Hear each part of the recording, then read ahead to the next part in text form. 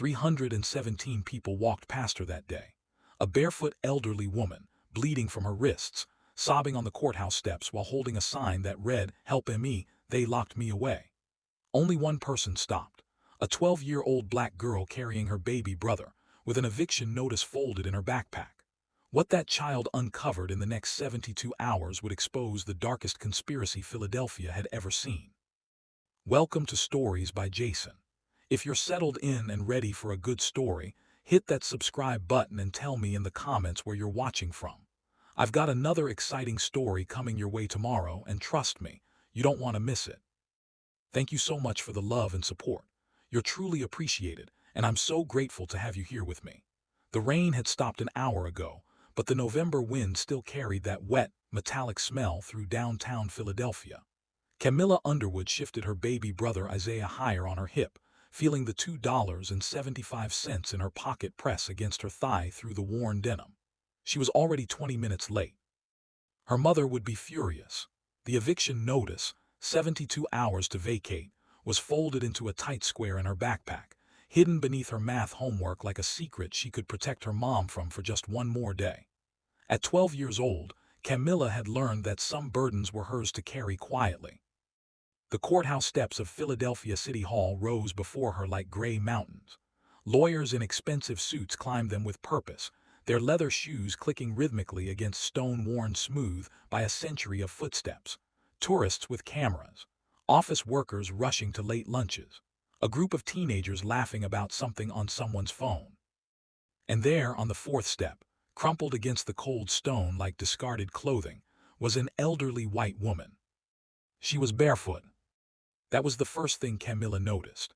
Bare feet on November stone, the skin pale and mottled with purple bruises.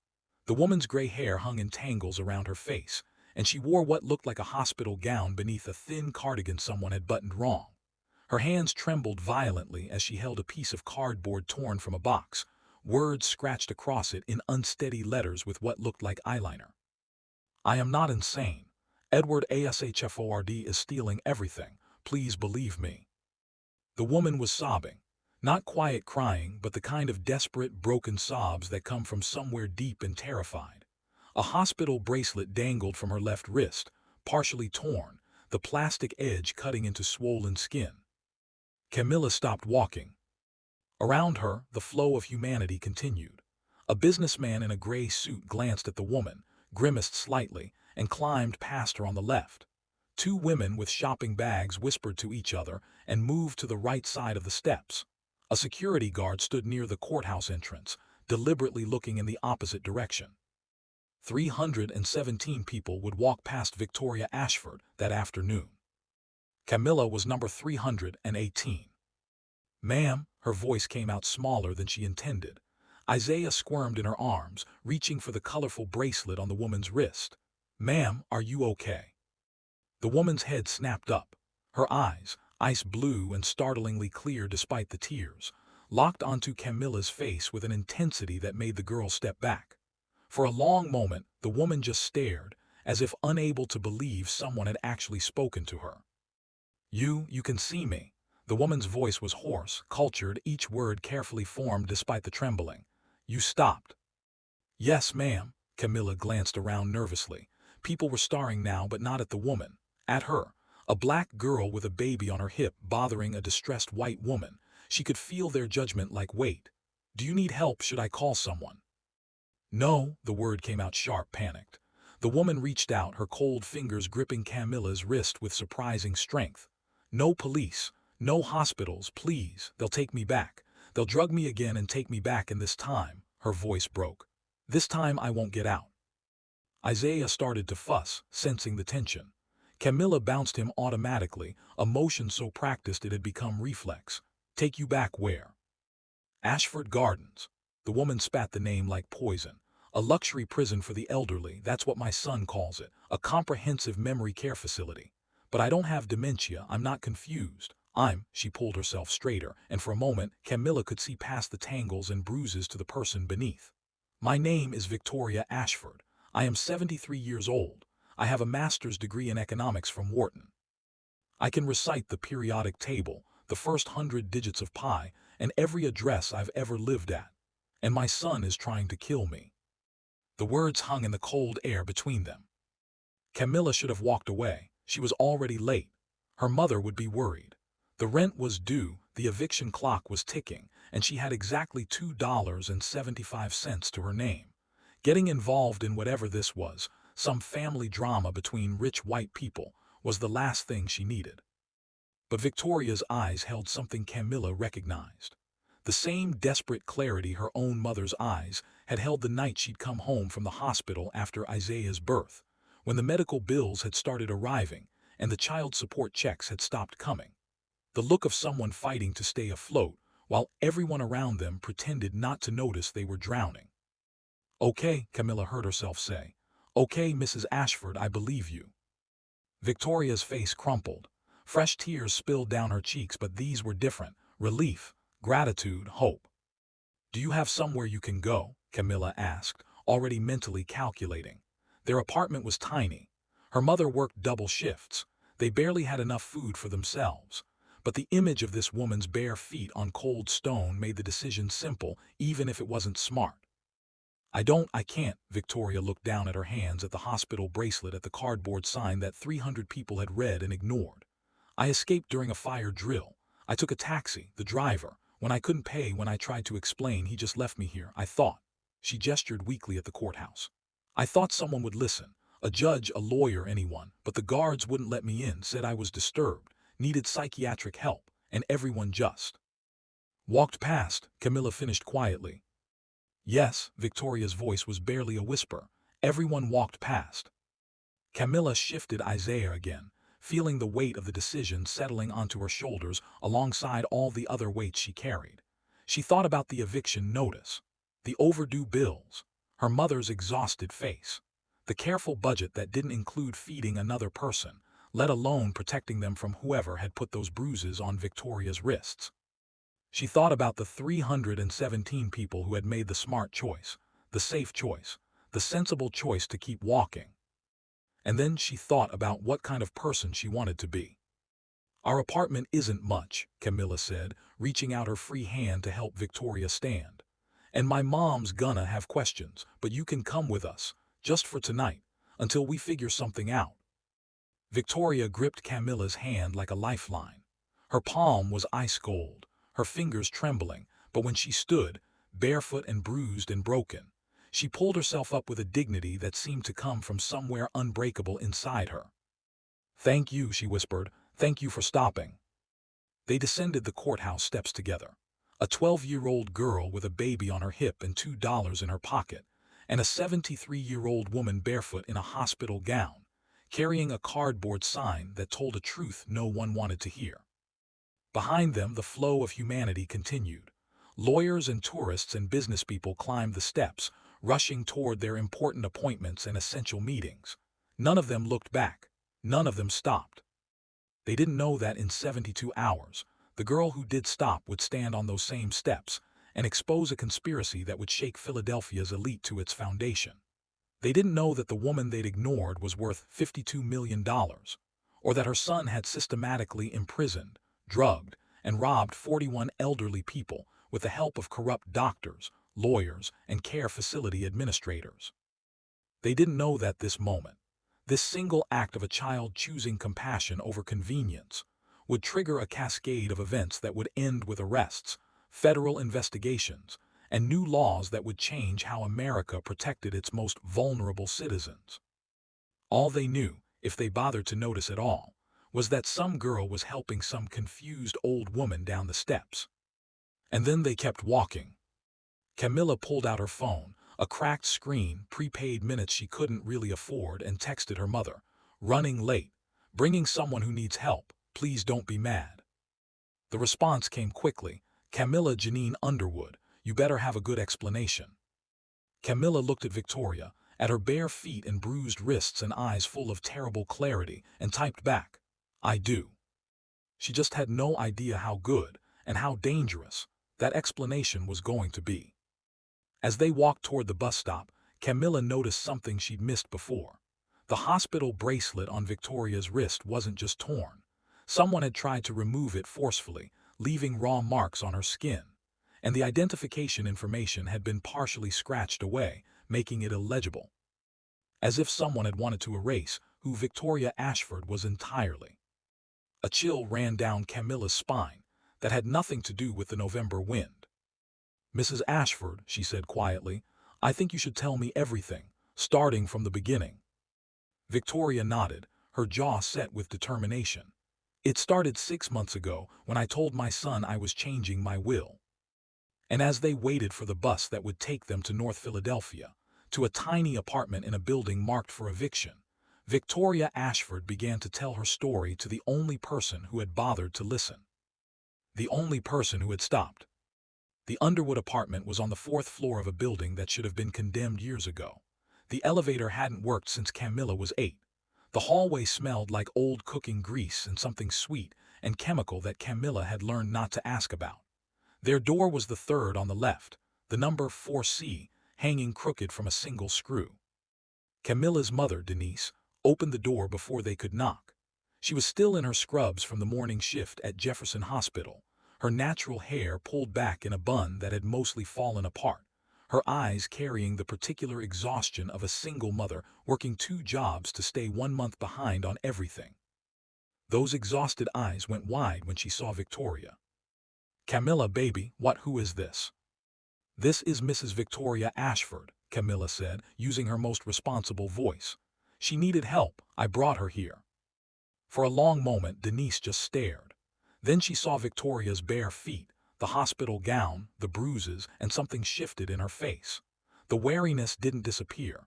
Denise Underwood hadn't survived 12 years of single motherhood by being naive, but it softened.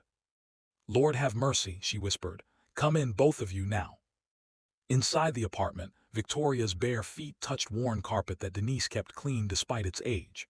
The living room was tiny, a couch that pulled out into a bed, a TV on a milk crate, walls covered with Isaiah's crayon drawings and Camilla's honor roll certificates. A kitchen table barely big enough for 2. Everything was threadbare but spotlessly maintained, the poverty of people who still had pride. Denise settled Victoria on the couch, wrapped her in the good blanket, the one they saved for guests they never had, and immediately went to the kitchen to make tea. It was what she did when she needed to think, to process, to figure out how to handle something beyond her control. Camilla sat Isaiah in his playpen and knelt beside Victoria, who was staring at the apartment with an expression Camilla couldn't quite read. "It's not much," Camilla started. "It's beautiful," Victoria interrupted softly. "It's a home. Do you know how long it's been since I've been in an actual home?" Over weak tea, they were stretching the last box. Victoria told them everything. 6 months ago, she'd informed her son Edward that she was changing her will. Edward Ashford III, 52 years old, CEO of Ashford Properties, had built his real estate empire on the assumption that his mother's considerable fortune would eventually be his. Victoria had other plans. She wanted to donate the bulk of her estate to educational foundations, keeping only enough to ensure Edward and his family were comfortable but not obscenely wealthy. "He smiled," Victoria said, her hands trembling around the teacup. "He smiled and hugged me and said he understood, that he was proud of me. 2 weeks later, I woke up in Ashford Gardens." The story that unfolded was meticulous in its cruelty. Dr. James Miller, Edward's college roommate and current chief medical officer of Philadelphia's premier elder care network, had diagnosed Victoria with rapidly progressing dementia based on a 15-minute examination. The paperwork was flawless, notarized, backed by a second opinion from Dr. Miller's colleague. Edward had been granted emergency conservatorship. All of Victoria's assets, the house in Chestnut Hill worth $4.2 million, the investment portfolio worth $48 million, the art collection, the jewelry, everything, transferred to his control for her protection. "They took my phone first," Victoria said, her voice hollow. "Then my computer, said screens were overstimulating for dementia patients. Then my address book, my car keys, even though I wasn't allowed to leave anyway. They said it was for my safety, to prevent me from getting confused and wandering." Ashford Gardens was luxury imprisonment. Private rooms with views, gourmet meals, art therapy, music programs. On paper, it looked like paradise. In reality, it was a carefully constructed trap. The medication, Victoria's voice dropped to a whisper. They gave me pills 3 times a day, said they would help with my confusion. But I wasn't confused. The pills made me confused, made everything foggy, made it hard to think, to remember, to argue. She pretended to take them, held them under her tongue, spit them out later. On the days she couldn't avoid swallowing, she'd force herself to vomit them up. It was the only way to keep her mind clear. I tried to tell the staff, the nurses, the orderlies, the therapists, but Edward had been so thorough. Every person I spoke to had already been told about my paranoid delusions, about how I sometimes believed my loving son was trying to hurt me, about how I needed to be humored, redirected, kept calm. Denise had been silent through most of this, but now she spoke. How did you escape? There was a fire drill this afternoon. They have to evacuate everyone, even us. It's the law. Victoria's face hardened. I slipped away during the chaos, took a taxi to the courthouse. I believed that if I could just talk to a judge, show them I was lucid, prove I could remember things. She laughed bitterly. I was so naive. The taxi driver took one look at me, hospital gown, no shoes, talking about my son stealing millions, and dumped me on those steps. And everyone walked past. Camilla finished again. Victoria nodded. I sat there for 3 hours, 300 people, maybe more, and they all just... She looked at Camilla with those startlingly clear eyes. Until you. Denise stood abruptly.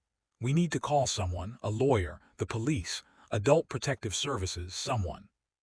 No, Victoria's panic was immediate and visceral. Don't you understand? Edward has already thought of that. I'm legally incompetent. I have a diagnosed mental illness.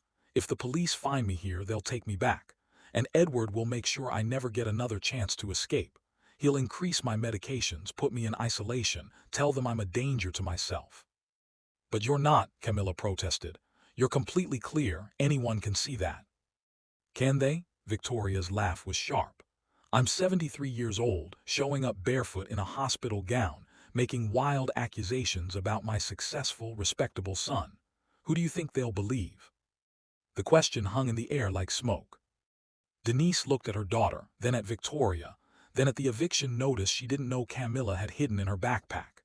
She looked at Isaiah playing peacefully in his playpen, at the apartment that was barely enough for 3 people, let alone 4. She looked at the reality of what helping this woman would mean. The risk, the cost, the danger. We need proof, Denise said finally. Not just your word, proof.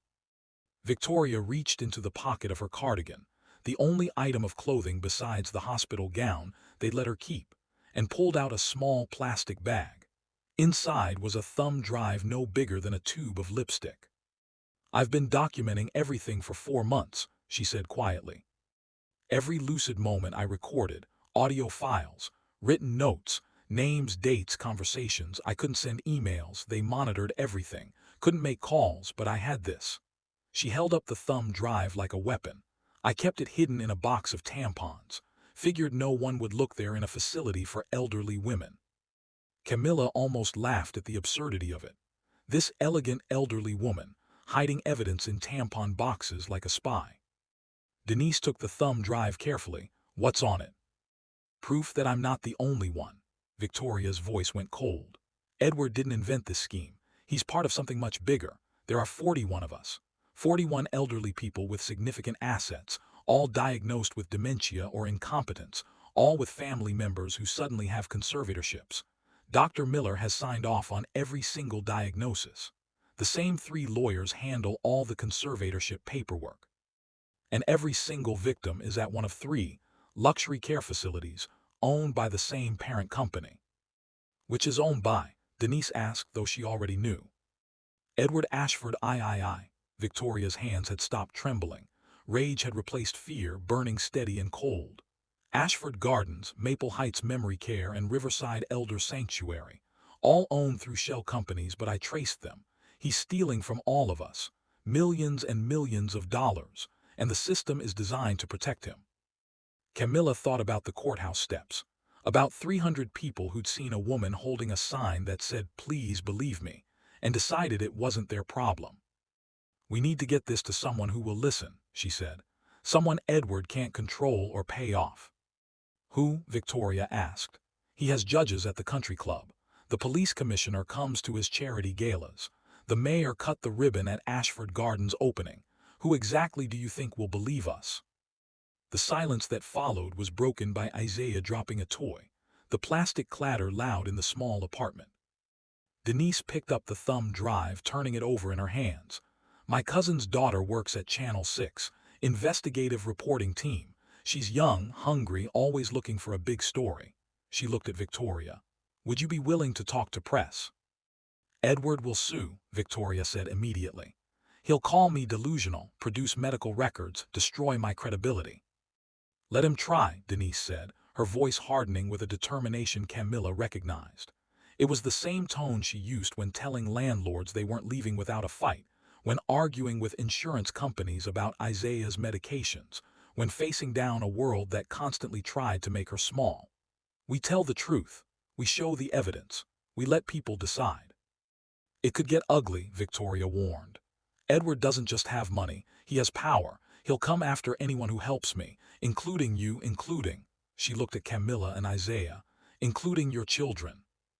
Camilla expected her mother to hesitate, to reconsider, to choose the safe path of staying out of rich white people's problems. Instead, Denise Underwood, who had every reason in the world to stay invisible, to protect her own, to mind her business, set the thumb drive on the coffee table and said, "Then we'd better make sure we win." That night they listened to the audio files. Victoria's voice, recorded in bathroom stalls and during private moments, documenting everything. Conversations with other residents who whispered about missing jewelry, frozen bank accounts, children who visited less and less. Names of staff members who'd been fired for questioning diagnoses. Financial records Victoria had memorized before they took her files away. And most damning of all, a recording from 2 months ago, Victoria's phone hidden in her cardigan pocket, capturing Edward and Dr. Miller discussing the next batch of potential patients. Wealthy elderly people with adequate assets and minimal family oversight. They talked about it like a business transaction, because that's exactly what it was. When the audio ended, Denise called her cousin's daughter. By midnight, they had a meeting scheduled for the next morning with Channel 6's investigative team. By 1 a.m., they'd made plans to move Victoria between safe houses, Denise's sister in West Philly, a friend from church in Germantown, to keep her location unpredictable. By 2 a.m., Camilla had fallen asleep on the couch, still wearing her backpack with the eviction notice hidden inside, while Victoria watched her with something like wonder. She stopped, Victoria whispered to Denise in the kitchen. 300 people and a child stopped. That's Camilla, Denise said softly, looking at her daughter's sleeping face.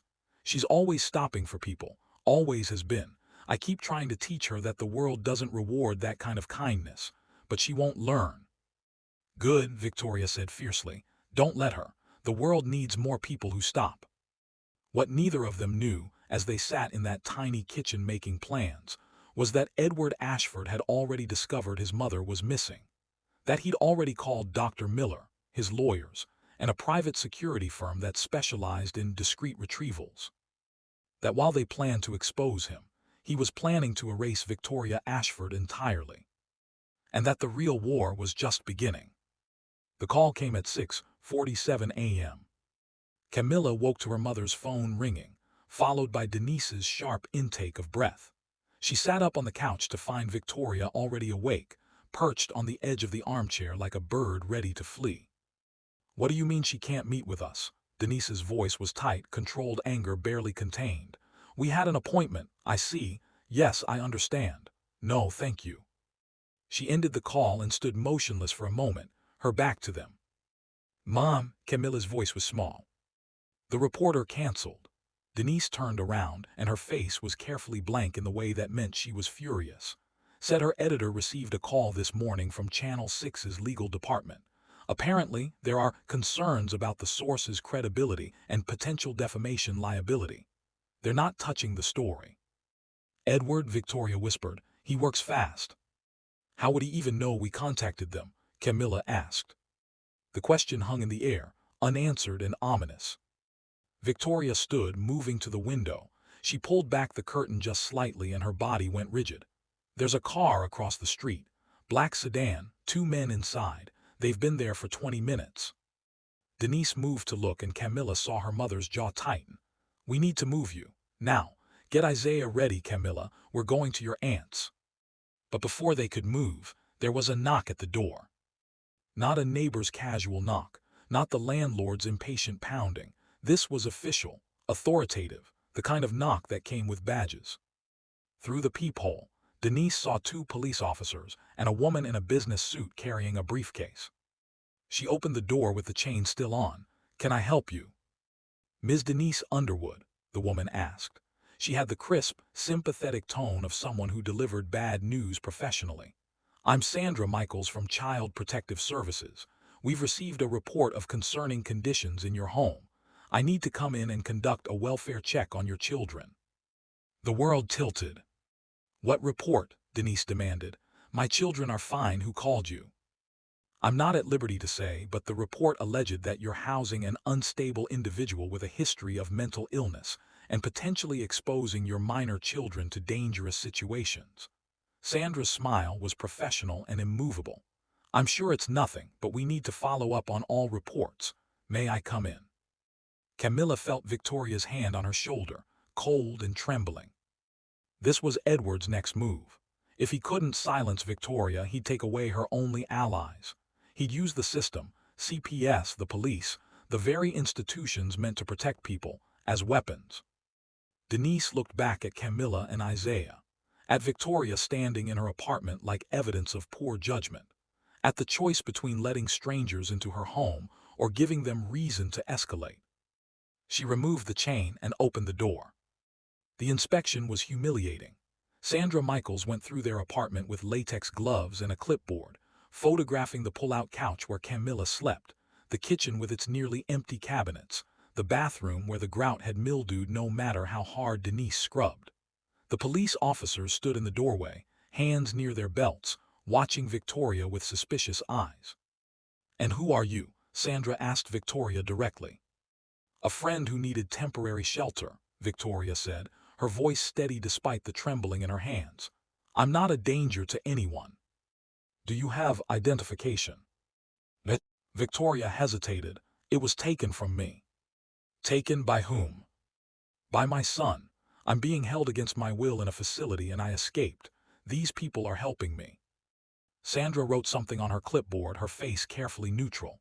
Camilla could read it anyway: paranoid delusions, conspiracy theories, unstable. "Mrs. Ashford," one of the police officers said, stepping forward. "We've been asked to escort you back to Ashford Gardens. Your family is very worried about you." "I'm not going back." Victoria's voice didn't waver.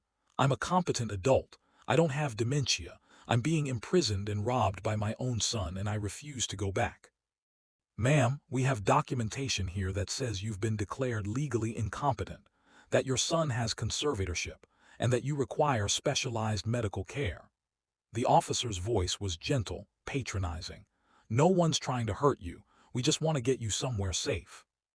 "I am somewhere safe." Victoria gestured at the tiny apartment, at Denise and Camilla. "These people are protecting me. My son is stealing millions of dollars." "Mrs. Ashford," Sandra interrupted, her professional sympathy cranked up several notches. "I know this must be very confusing and frightening for you, but making accusations against your family isn't going to help. What would help is going back to the facility where trained professionals can take care of you." Camilla watched it happen in real time. The system dismissing Victoria, deciding for her, treating a brilliant, lucid woman like a confused child because paperwork said they should. "She's not confused," Camilla said loudly. "She's telling the truth. There's evidence, files, recordings." "Camilla." Her mother's voice was a warning, but Camilla ignored it. "There are 41 people being robbed the same way. It's not just her. It's a whole conspiracy, and if you take her back, you're helping them." "Camilla Underwood." Sandra turned her attention fully to the 12-year-old and her smile never wavered. "I can see you're trying to help. That's very sweet. But this is an adult situation that's more complicated than you understand. The best thing you can do is let the grown-ups handle this."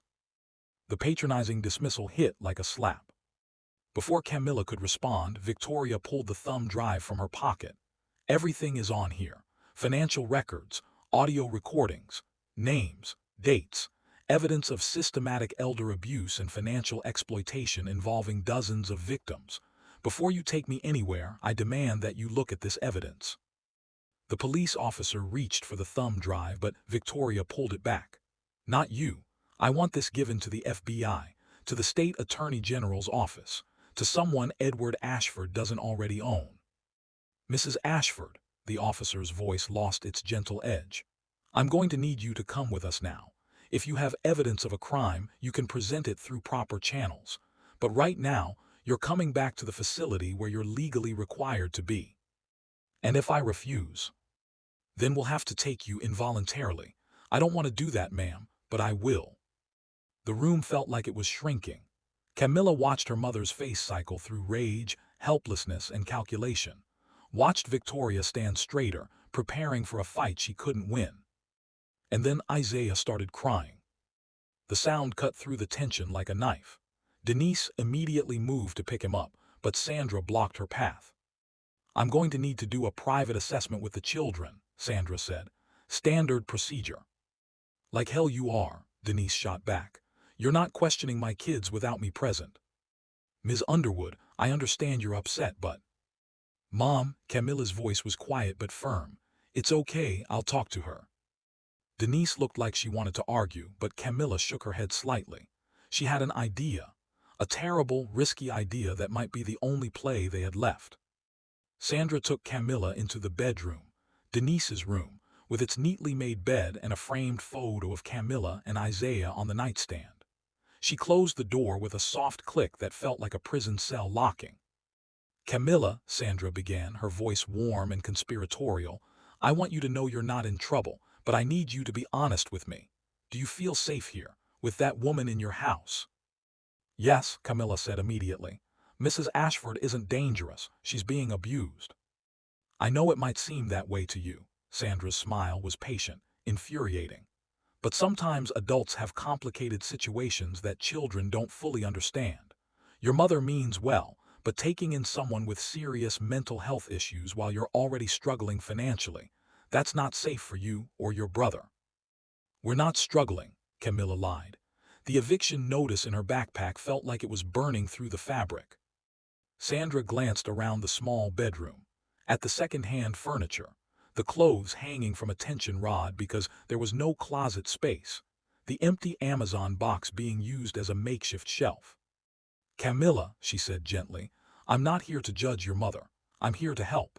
But I need you to understand that if you're in a situation where you're not being properly cared for—" "I am being cared for," Camilla interrupted. "My mom works 2 jobs to take care of us. She's amazing. And Mrs. Ashford isn't crazy, she's just being silenced, and you're helping silence her." Sandra's patience cracked just slightly. "I understand you're trying to protect both your mother and Mrs. Ashford. That's very loyal. But sometimes loyalty can make us believe things that aren't true. Mrs. Ashford has a diagnosed medical condition. She needs professional care, not to be hidden in a struggling household with children present." Camilla pulled her phone from her pocket. The cracked screen phone her mother had bought her for emergencies. She'd been recording since Sandra closed the door. "Is that so?" Camilla asked, her voice steady despite her racing heart. "Because I'd love to know how you determined she has a medical condition when you've spent exactly 3 minutes with her. Or how you decided my mother is struggling when you've spent 5 minutes in our home. Or how you got a report about our apartment less than 12 hours after Mrs. Ashford arrived, when we told exactly 2 people she was here." Sandra stared at the phone in Camilla's hand. "Are you recording this conversation?" "Yes, ma'am. Just like Mrs. Ashford recorded the conversations between her son and Dr. Miller discussing how to diagnose elderly people with dementia so they could steal their money. Those recordings are on the thumb drive she tried to show you, the one you didn't want to see. Camilla, you need to turn that off right now." "Or what?" Camilla felt something unlock inside her, a recklessness born of pure fury. "You'll take my brother away. You're probably going to do that anyway. Edward Ashford called you, didn't he? Or someone who works for him. Told you exactly what to say, what to find, how to make it look like my mom is an unfit parent so we'd be too scared to help Mrs. Ashford." "That's a very serious accusation." "It's not an accusation. It's what's happening, and I'm recording all of it." Camilla stepped closer, her voice dropping. You want to know what I learned from Mrs. Ashford? That the system is designed to protect powerful people. That you can be smart and right and have all the evidence, and they'll still call you crazy. That sometimes the only way to fight back is to make sure everyone can see what's happening. Sandra's professional mask had completely crumbled. Give me that phone. No. Camilla, I'm warning you. The bedroom door opened. Denise stood there, her own phone in her hand. You want phones? I've been recording too. Every word you've said since you walked in our door, including the part where you threatened to take my children because we're helping an abuse victim. Behind Denise, Victoria stood with the apartment's laptop open. And I just uploaded everything from this thumb drive to 3 different email accounts. If anything happens to me, to them, to any of us, it automatically sends to every major news outlet in Philadelphia, along with this morning's recordings proving that Edward used CPS and the police to silence us.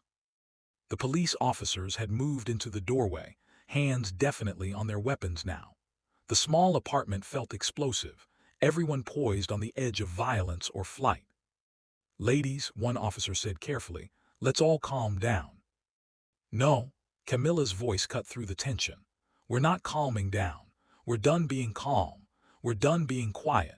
We're done letting people like Edward Ashford use the system to hurt people and get away with it because everyone's too afraid or too convinced it's not their problem. She looked directly at Sandra Michaels. You have a choice right now. You can finish this inspection. Write up that my mom is doing an amazing job in impossible circumstances, and walk away.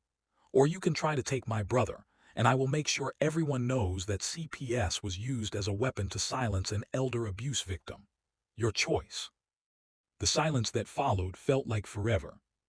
Sandra looked at the recordings, at Victoria standing defiantly with evidence uploaded and ready to deploy, at Denise, who had survived too much to be intimidated now, at Camilla, 12 years old and absolutely unafraid.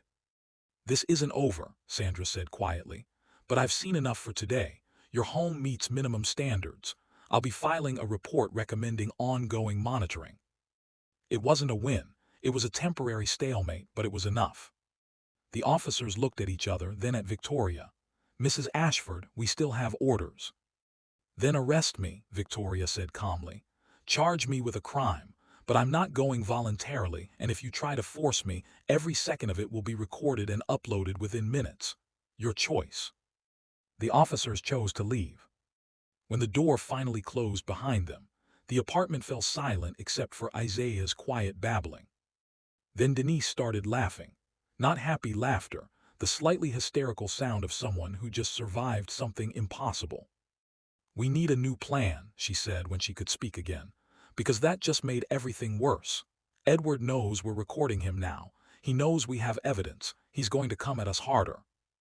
Good, Victoria said, and there was steel in her voice. Let him come because I'm done hiding. I'm done being quiet. If he wants a war, he'll get one. Camilla looked at her phone, still recording, at the evidence they'd gathered, at 3 women, a 12-year-old, a struggling nurse, and an elderly abuse survivor, standing in a tiny apartment against a system designed to crush people like them. We need to go public, she said. Not through reporters he can silence, not through systems he can manipulate. We need to go directly to people, social media, YouTube, everywhere. Tell the whole story before he can spin it. He'll sue us into oblivion, Denise warned. Let him, Camilla said. We tell the truth, we show the evidence, we make it impossible to ignore. And that's exactly what they did. By that evening, Victoria's story was live on YouTube, uploaded from Camilla's phone. The title, How My Son Imprisoned Me and Stole $52 Million, The Truth About Ashford Gardens. Within 6 hours, it had 200,000 views. Within 12, it had been picked up by local bloggers, then regional news, then national outlets. Within 24 hours, 41 families were coming forward, saying they'd been trying to reach their elderly relatives in Ashford Gardens, Maple Heights, and Riverside Elder Sanctuary. That they'd been told their parents or grandparents were too confused to take calls. That financial records had been sealed. That questions were dismissed as upsetting to patients. Within 48 hours, the FBI opened an investigation. And Edward Ashford, watching his empire crack like thin ice, made his final, desperate move. He offered Denise $5 million to recant everything, to say Victoria had been confused, that they'd been mistaken, that it was all a misunderstanding. Denise Underwood, who had an eviction notice hanging over her head and a sick baby who needed better insurance and a daughter who deserved to not carry the weight of adult problems. Denise, who had every reason to take the money and run, called a press conference instead. They held it on the courthouse steps, the same steps where 317 people had walked past Victoria Ashford 3 weeks earlier. This time, cameras came, reporters, families of the other 41 victims, lawyers from the state attorney general's office, FBI agents, and hundreds of ordinary people who'd heard the story and wanted to witness what happened when someone finally stood up. Victoria stood at the microphone in clothes Denise had bought her bare feet now properly shod, her bruises faded but her voice strong and clear. "My name is Victoria Ashford," she said. "I am 73 years old, I have all my faculties, and my son tried to erase me." She told everything, every detail, every name, every dollar amount, and when she finished she stepped aside for Camilla. Camilla Underwood, 12 years old, stood before cameras and hundreds of people and said, 317 people walked past Mrs. Ashford when she needed help. I was number 318. I stopped because my mom taught me that walking past suffering makes you part of the problem, even when it's inconvenient, even when it's scary, even when it costs you. She pulled the eviction notice from her pocket, unfolding it for the cameras. "This is what stopping cost us, our home, our safety, our peace, but I'd do it again, because some things matter more than being safe, like being human." The crowd erupted. And on the edge of that crowd, trying to leave before anyone noticed him, Edward Ashford III was arrested. Dr. James Miller was arrested the same day. The lawyers handling the conservatorships, the administrators of the 3 facilities, 17 people in total, all part of a conspiracy that had stolen over $52 million from vulnerable elderly people who'd been systematically silenced by the very institutions meant to protect them. The trial would take months, the fallout would take years, but in that moment on those courthouse steps, justice didn't feel theoretical or distant. It felt like victory. 1 year later, the bench had a plaque now, brass, understated, bolted into the stone beside where Victoria Ashford had sat barefoot and desperate. "In memory of those who stopped, in honor of those who will." Camilla sat beside it wearing her new school uniform from Wharton Prep, the private school Victoria had insisted on funding after everything. Her mother had argued. Victoria had been relentless. "She saved my life. Let me invest in hers." Isaiah toddled nearby, chasing pigeons under Denise's watchful eye. They lived in a new apartment now, in a building with a working elevator and heat that didn't cut out in winter. The eviction notice was a memory, though Denise still kept it folded in a drawer. "To remember," she'd said, "to never forget what almost happened." The trial had ended 3 months ago. Edward Ashford III, 18 years for fraud, elder abuse, unlawful imprisonment and conspiracy. Dr. James Miller, 15 years and permanent loss of his medical license. The facility administrators received varying sentences. The lawyers were disbarred and imprisoned. But the real victory wasn't the convictions. It was what came after. 41 elderly people had been freed, returned to families, reunited with children and grandchildren who'd been told they were too ill for visits, too confused for contact. Several were now suing for the return of their assets. Others, like Victoria, had chosen to use their fortunes differently. The Ashford Center for Elder Dignity opened 6 months ago in West Philadelphia. Free legal services, advocacy programs, a hotline for reporting suspected elder abuse. Victoria ran it with the fierce dedication of someone who'd survived what others hadn't. Camilla's law passed the Pennsylvania state legislature 2 weeks ago. Named for the girl who'd stopped, it created new oversight requirements for conservatorships, mandatory external reviews for competency determinations, and criminal penalties for medical professionals who falsified diagnoses. Other states were considering similar legislation. Camilla's phone buzzed. A text from a number she didn't recognize. Saw your story. My grandmother's in a facility and something feels wrong. Can you help? She got messages like this weekly now. Some she could help with directly. Most she forwarded to the Ashford Center or to lawyers Victoria had connected her with. All of them got a response, because she knew what it felt like to ask for help and have everyone walk past. Penny for your thoughts. Victoria settled onto the bench beside her, moving with the careful grace of someone who'd learned to value mobility after nearly losing it.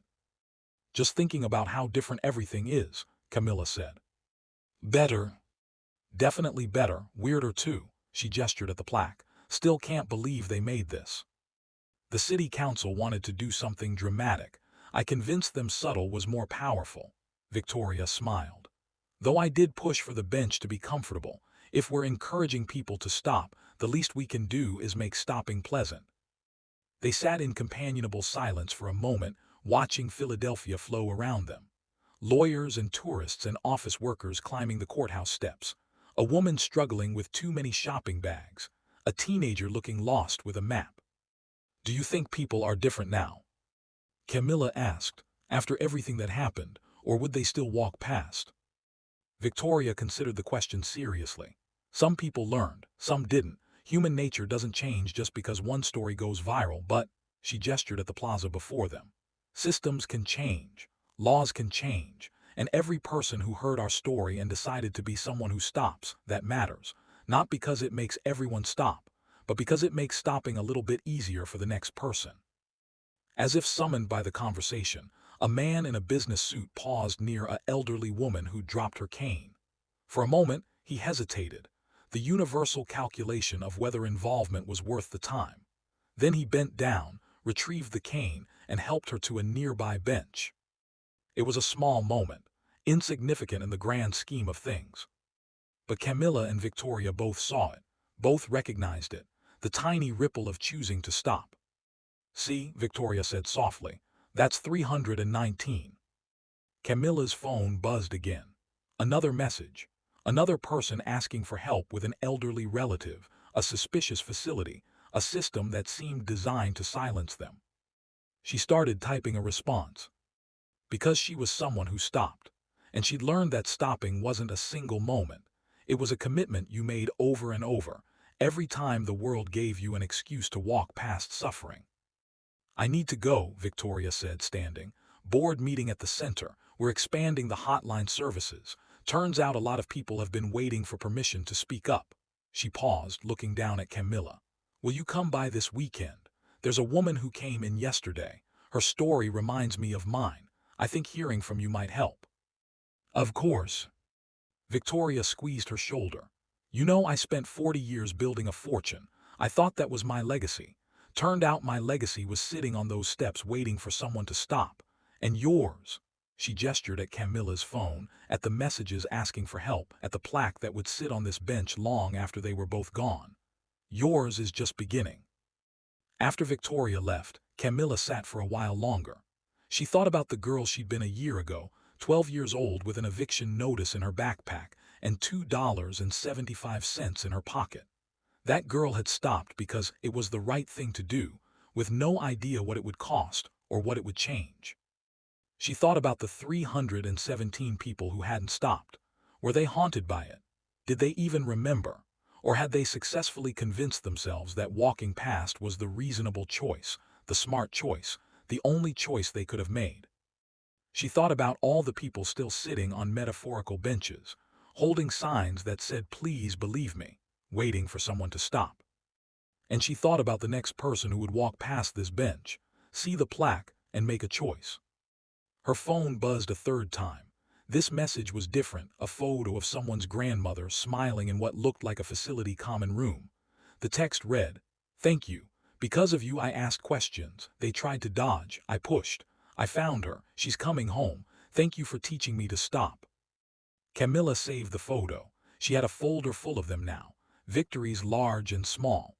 People who'd been reunited, assets recovered, abuses exposed, systems challenged. Not because of her, she'd just been one person making one choice, but because that choice had shown others it was possible. A young woman approached the bench, hesitating. She looked at the plaque, then at Camilla. Are you Camilla Underwood? Camilla braced herself. Fame was still strange, uncomfortable.